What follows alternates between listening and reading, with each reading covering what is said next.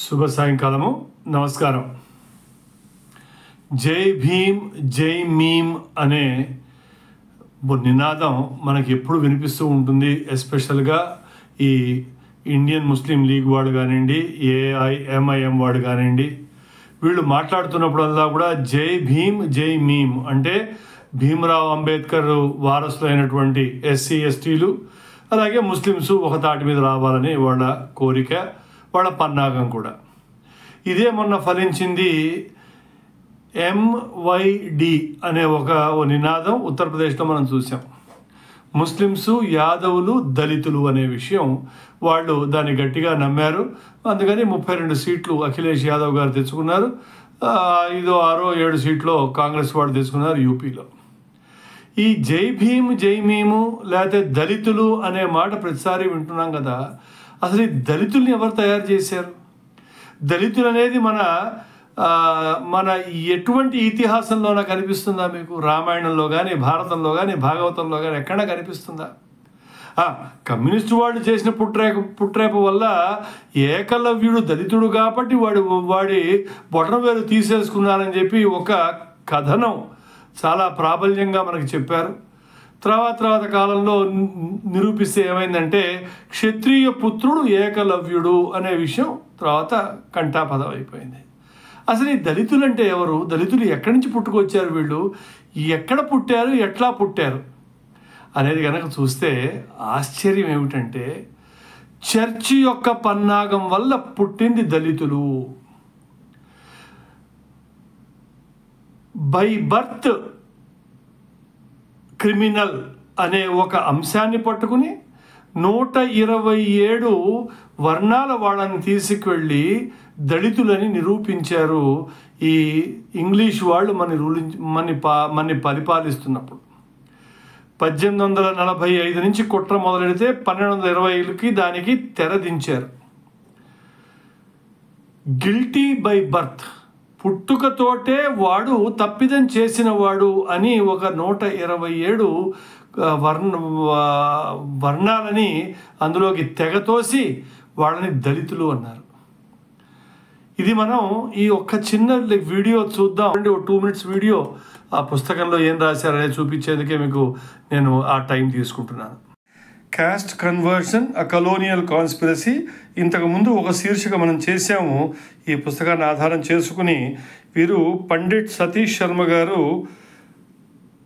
ఈయన యూకే అంటే British citizen అనటానికి వీరనమాట.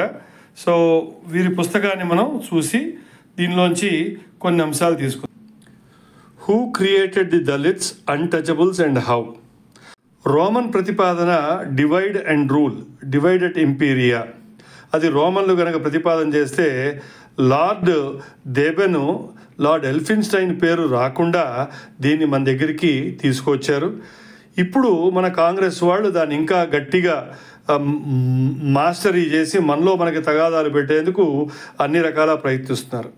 క్రిమినల్ ట్రైబ్స్ యాక్ట్ 1871 కనుక చూసినట్టయితే హిందువుల్లో ఒక 125 సెగ్మెంట్స్ని మాత్రం గిల్టీ ఎట్ బర్త్ అని చెప్పి వాళ్ళు రాశారు. దీన్ని జేమ్స్ స్టీఫెన్ అనే ఆయన దీన్ని 1971లో మంది క్రిమినల్స్గా మనం పెట్టి వాళ్ళని అన్టచబుల్స్గా డిక్లేర్ చేయాలి అని చెప్పి ఇంతకు ముందు వీడియోలో మనం చెప్పుకున్నాం. బ్రిటిష్ వాళ్ళు 540 రాజ్యాల నుంచి వాళ్ళు ఈ రాజ్యాన్ని వాళ్ళ చేతిలోకి తీసుకున్నారు. అందులో 500 రాజ్యాలు అన్నీ కూడా హిందూ రాజులే. ఆ 500లో 400 మంది ఇప్పుడు అనుకున్న శూద్ర రాజులే పరిపాలించేవారు. ఈ శూద్రుల దగ్గర ఎక్కువగా పనిచేసింది ఎవరంటే గనక ఇప్పుడు మనం పరిగణిస్తున్న దళితులు, అంటరాని వాళ్ళు వీళ్ళ దగ్గర ఎక్కువగా ఉద్యోగాలు చేసి సైన్యంలో చాలా పని వీళ్ళు చేశారు. బ్రిటిష్ వాళ్ళు 1947కి ఇండియాని వదిలిపెట్టి వెళ్ళినప్పుడు అప్పుడు 127 తెగల్ని క్రిమినల్ బై బర్త్ కింద డిక్లేర్ చేస్తే అప్పుడు వాళ్ళ సంఖ్య 1,30,00,000 అంటే 13 మిలియన్ మనుషులు అని చెప్పి 13 మిలియన్ వాళ్ళని అన్టచబుల్స్గా వదిలేసి వెళ్ళారు వీళ్ళు. ఈ వీడియో చూశారు కదా. 1871 ఈ దళితులకి పునాది అని చెప్పి మనం చెప్పచ్చు. మన ఇతిహాసాల్లో ఎక్కడా కూడా దళితుడు అంటరానివాడు అనేది ఎక్కడా లేదు. ఇంతకుముందు మనం చెప్పుకున్న ఈ విషయం. వీళ్ళని ఏం చేశారంటే ఒక ఊరి నుంచి ఒక ఊరికి వెళ్లకుండా కూడా వీళ్ళని కట్టుదిట్టు చేశారు. అందుకనే ఇవాళ మనం కనుక చూస్తే మన ఊళ్ళల్లో ఊరు బయట మాలవాడ మాదిగవాడాలని ప్రతి ఊరి దగ్గర ఇవి మీకు కనిపిస్తాయి. ఎందువల్ల వీళ్ళని కట్టుదిట్టం చేసింది ఎందుకంటే ఇంతకుముందు ఆ శూద్రరాజులు అంటే ఎవరు, రెడ్లు వెల్మలు ఇవాళ వాళ్ళని శూద్రులు అంటున్నారు కదా వీళ్ళు. ఆ రాజులు 400 రాజ్యాల నుంచి వాళ్ళు లాక్కున్నప్పుడు ఆ రాజ్యాల్లో పనిచేస్తున్న శూరులు వీరులు ఇప్పుడు అనబడుతున్న దళితులు సైన్యంలో మొత్తం పనిచేస్తున్నారు. ఇంగ్లీష్ వాళ్ళని విద్యతోటి ఉన్న అనుభవంతో బ్రాహ్మణులు కనుక వాళ్ళని ఎదిరిస్తే శౌర్యంతో శక్తియుక్తులతోటి ఈ 127 వర్ణం వాళ్ళు కూడా ఇంగ్లీష్ వాళ్ళని ఇబ్బంది పెట్టారు. ఈ ఇబ్బంది పెడుతున్న క్రమంలో వీళ్ళని guilty by birth, criminals by birth కింద వాళ్ళందరినీ ఐడెంటిఫై చేసి ఈ 127 వర్ణాల వాళ్ళందరినీ కూడా తీసుకెళ్ళి దళితుల కింద డిక్లేర్ చేశారు. వాళ్ళని అంటరాని వాళ్ళ కింద ఊరు బయట పెట్టేశారు. ఆ ఊరు బయట వరకే వాళ్ళు ఉండాలి. ఈ ఊరు నుంచి పక్క ఊరికి వెళ్ళాలంటే కూడా అక్కడ పంచాయతో లేకపోతే పోలీసు వాడితో పర్మిషన్ తీసుకుని వెళ్ళాలి. లేకపోతే వీళ్ళందరి పేరున అరెస్ట్ వారెంట్ ఇచ్చి వీళ్ళందరినీ అరెస్టు చేసిన దాఖలాలు ఉన్నాయి. అంటే విద్యతోటి బుద్ధితోటి ఎదుర్కొన్న వాళ్ళని అగ్రవర్ణాల కింద డిక్లేర్ చేశారు, అంటే అదర్ క్యాస్ట్. అలాగే శక్తి శౌర్యాలతోటి చేసేవాడిని పక్కన పెట్టేసింది, వాళ్ళకి ఒక సర్టిఫికేట్ వాళ్ళ మొహాన పడేశారు. ఏమిటంటే criminal by birth are guilty by birth అని ఈ 127 వర్ణాల వాడిని తీశారు. కాబట్టి మిత్రులారా, ఈ పునాదులు తెలుసుకోకుండా మన లీడర్సే మన ఇబ్బంది పెట్టారు. వీర సావర్కరు వీళ్ళందరినీ ఉద్ధరిద్దాం అనుకున్నాడు తప్ప అసలు మీరు ఇది కాదురా అని చెప్పలేకపోయాడు. మహాత్మా గాంధీ వీళ్ళకి హరిజనులని పేరు పెట్టాడు, వాళ్ళ కోసం ఏదో చేస్తాననుకున్నాడు, ఆయన మొదలెట్టాడు. మనకి రాజ్యాంగాన్ని అందించేందుకు 217 మందికి ఒక లీడర్గా ఉంటూ అంబేద్కర్ కూడా దాని పట్ల ఒక తాత్కాలికమైన సొల్యూషన్ కోసం వెతికాడే తప్ప మూలాల్లోకి వెళ్ళి 1871లోనే మన వీళ్ళు ఇట్లా చేశారు కాబట్టి మనం ఇది కాదు అని వారు కూడా దీని పట్ల వాదించలేకపోయారు.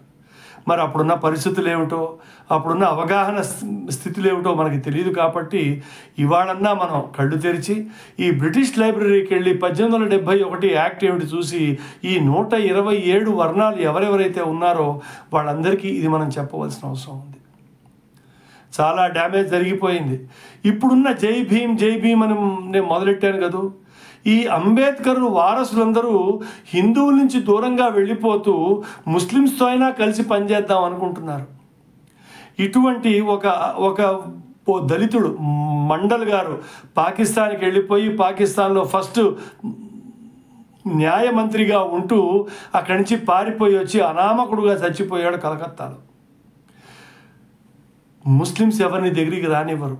కాబట్టి ఆ భ్రమంలో బతకండి. అంబేద్కర్ గారే చెప్పారు, ముస్లిమ్స్కి ఈ దేశం పట్ల ఎటువంటి ఆప్యాయత లేదు, వాళ్ళ వరకే వాళ్ళు పెంచుకుంటూ ఈ దేశాన్ని ఇంకొకసారి విడగొట్టేందుకు కూడా వెనకాడరు అని చెప్పి అంబేద్కర్ గారు చెప్పారు.